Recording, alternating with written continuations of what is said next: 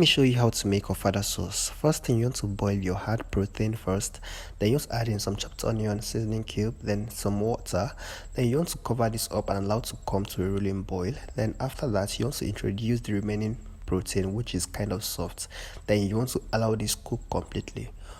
Once that is cooking, this is the proper time for you to prep the rest of your ingredients. I'm going to add some salt to my panla fish. You can use any other fish of your choice, but panla is the goat. For my pepper, I'm going to blend some atarodo and some long peppers which are unripe. Then I'm going to bleach some palm oil for about 12 minutes. Then I'm going to open this up after 12 minutes. Perfect. I'm going to check on the meat and you can see that the meat is looking good. Everything is ready. I'm just going to take that out and I'm just going to cut it into tiny biteable bits. Then I'm just going to fry this in the bleached palm oil and it is ready. You can also see that my panla fish is ready as well. I will introduce that later on.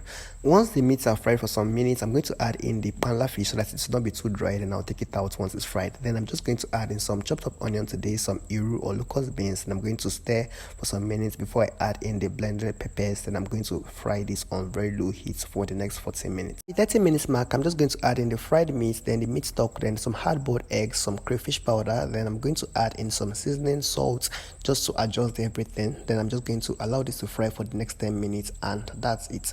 Full recipe on my YouTube channel at cooking_recipes.